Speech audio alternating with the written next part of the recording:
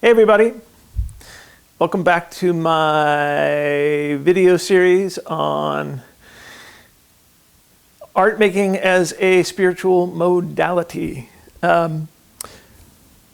This video I'm going to talk about the blessings in disguise that come with having your work ignored or dismissed or criticized to the point of being dismissed. I know that for most artists that can be kind of debilitating and discouraging and heartbreaking and all that stuff. And God knows I've been through that. But I've come to see it as kind of a blessing. And the reason I see it as a blessing is because it's really helped me clarify why I'm an artist, why I'm doing what I do.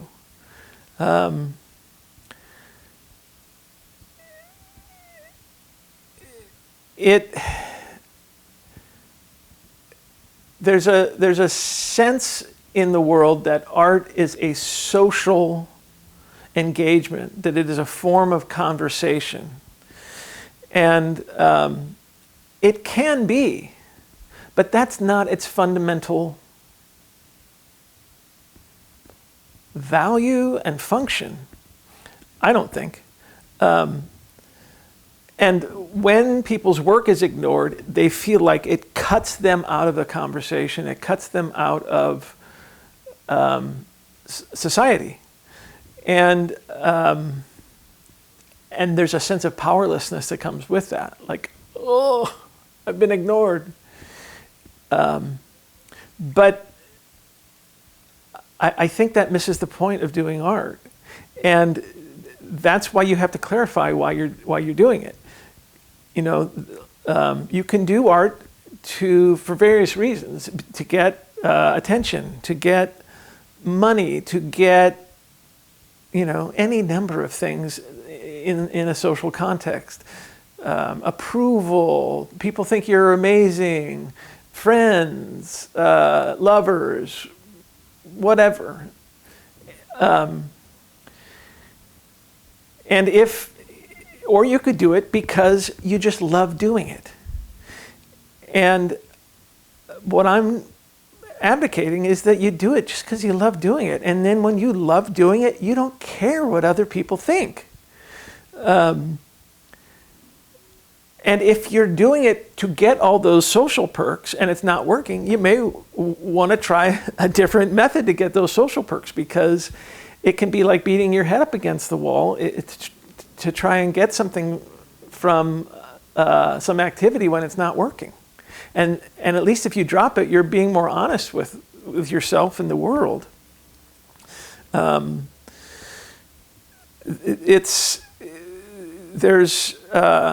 For most people, it's a mixed bag too.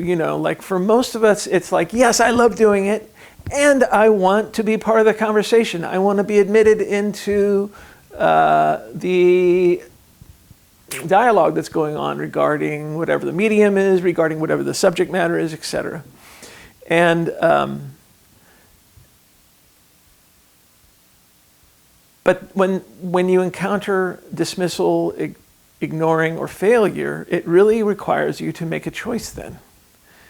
Which of these is more important? And it's not easy, I know, because like I said, most of us have mixed reasons for doing it. But that's, I think, in some ways, the mixed blessing of having your work fail, is that you have to really get clear. What is the reason I'm doing this? Why am I doing this? The one reason. Because if you got two, they can compete, and you always have to end up choosing one.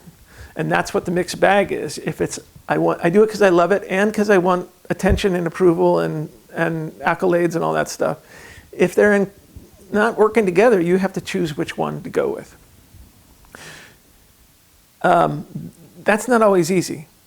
It brings up issues of narcissism, and our culture largely deals in narcissism. Although I don't usually like calling it a culture, because it's not really, it's more like a marketplace. Even socially, it's become a marketplace, but that's a whole other subject. And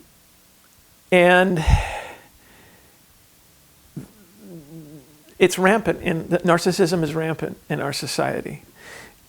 We all want to be seen. We all want to be seen as special. And a lot of times we're doing things just to get narcissistic supplies. And artists are especially prone to this, as are spiritual practitioners. And when you put the two together, it can be a doozy.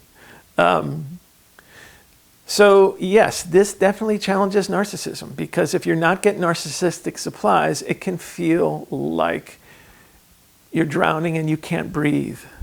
And then people go into overdrive about, look at me, and look at this, the incredible thing I did, and then talking about themselves all the time and using people and doing all kinds of icky or even unethical things just to get those supplies. Oh, I'm seen as good, I'm seen as valued, I'm seen as sexy, whatever. So what I'm advocating is not easy. It's going to be challenging. There's a way to mitigate it so that it's less challenging, and that'll be the subject of future videos. But the process of inquiry is very effective.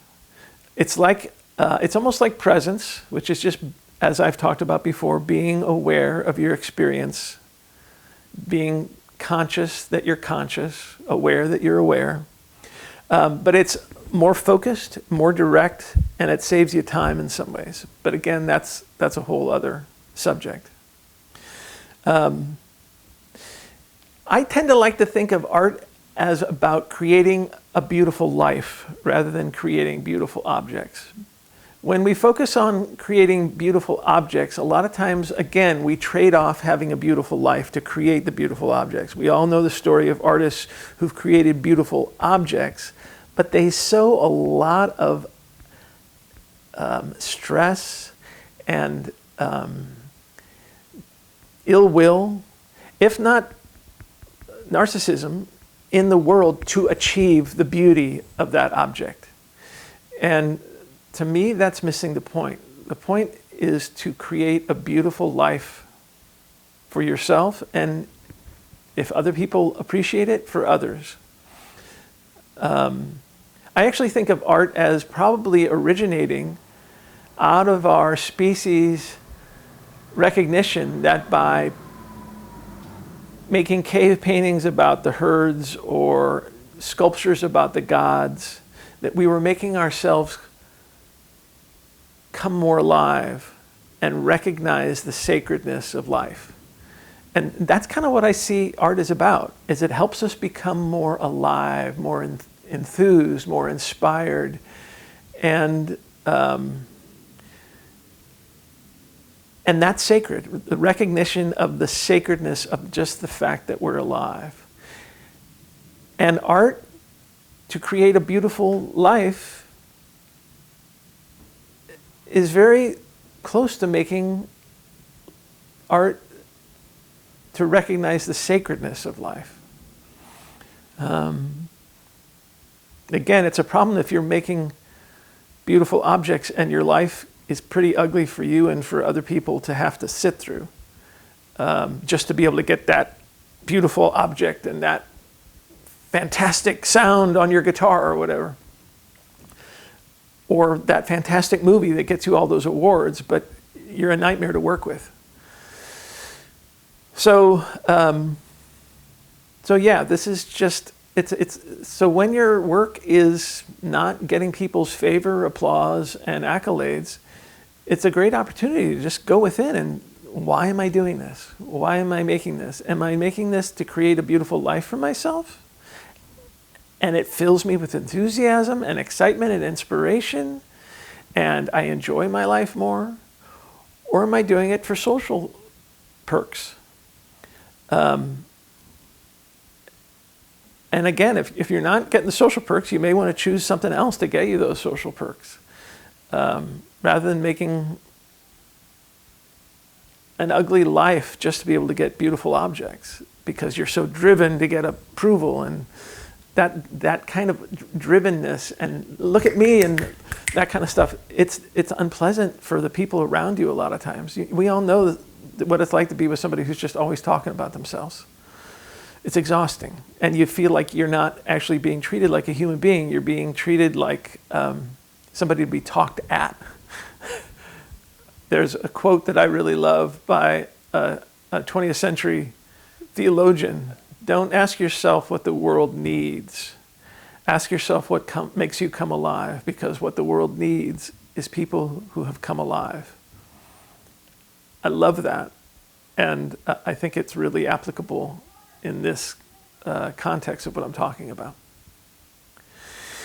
So I think that covers it. Thanks for listening / watching. And I'll have more videos coming up soon. But in the meantime, I will leave you with my lovely Wizard of Oz Jack in the Box, which I would have loved to have had when I was a kid, but I didn't.